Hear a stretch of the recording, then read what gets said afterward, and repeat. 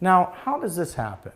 A woman has a normal mammogram a year before, and 12 months later, she's found to have a relatively large cancer.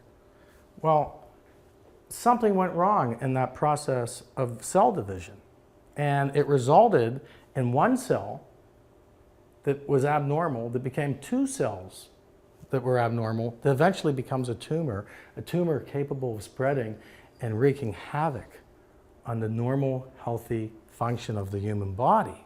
So in the breast, the main functional unit is the lobule and the duct. And the lobule makes the milk in response to estrogen and other hormonal changes that occur after delivery of a baby. And then the milk moves through the duct to the nipple. And this is a wonderful, wonderful life-sustaining process that has developed over centuries and centuries and centuries of human and animal development. But sometimes that process goes awry and results in a mutation. And what is the primary factor that causes a risk for a breast cell to become abnormal? Well, normally, if you look at a normal duct that carries milk to the nipple, there's a nice orderly arrangement of cells. Okay? And every month, as your bodies produce estrogen, those cells begin to replenish. Some cells die off, new ones are made. This is why young women experience tenderness in their breasts when they begin to enter puberty. This is why women who are menstruating feel tenderness prior, because it's a response to a surge in the estrogen. But what if a mistake happens? What if there's a mutation and now the cells, instead of growing in a nice orderly row, begin to grow on top of each other? And then another mistake happens. And now they're abnormal cells. They're not cancer cells, but they're called atypical cells. We call it atypical hyperplasia, which means atypical growth. Eventually, if this process continues, they become cancer cells. But if they're still inside the duct, they're not invasive cancer. We call this in situ cancer. And if it's occurring in a duct, we call it ductal cancer in situ. If it's occurring in the lobule where the milk is made, we call it lobular cancer in situ. But here's where the real problem occurs: when the cancer cells break through the duct and have the ability to spread. So think about what causes this.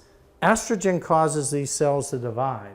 So if you really want to understand the root cause behind breast cancer, it's related to any factor that will increase a woman's estrogen level.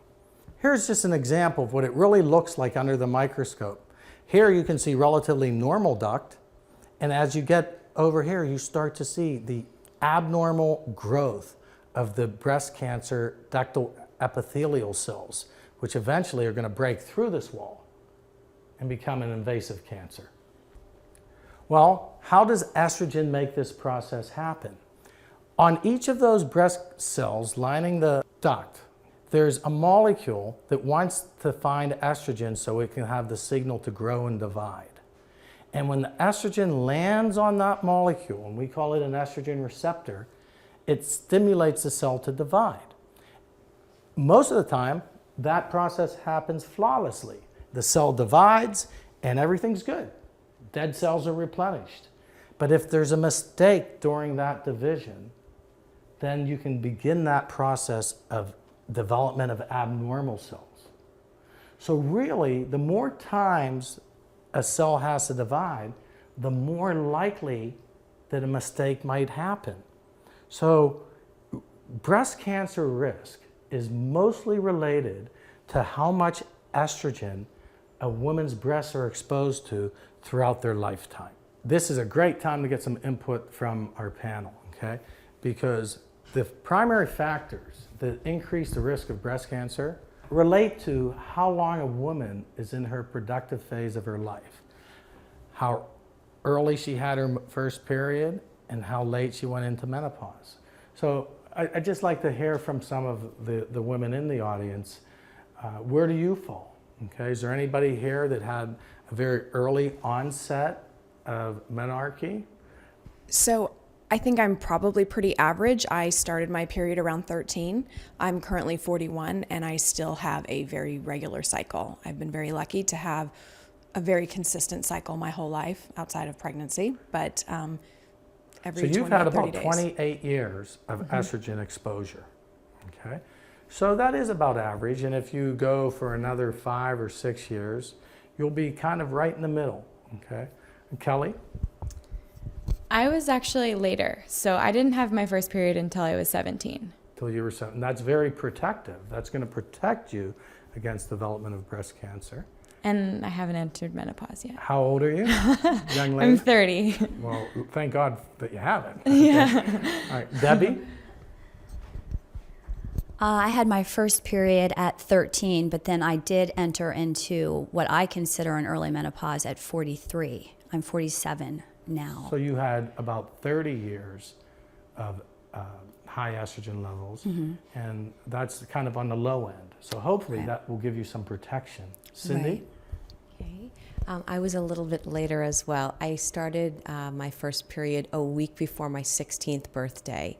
I am 44 and I still have my period, but another topic I'd love to discuss with you is I've been on birth control pills for a very long time and I just stopped them a couple weeks ago, so I'm wondering what to expect. Well, we do know that any estrogen puts you at risk for that process of developing breast cancer. But as it relates to birth control pills, we don't have definitive information that birth control pills themselves cause breast cancer. And that's probably because most patients that are prescribed birth control pills are younger, and breast cancer is relatively rare in a younger population.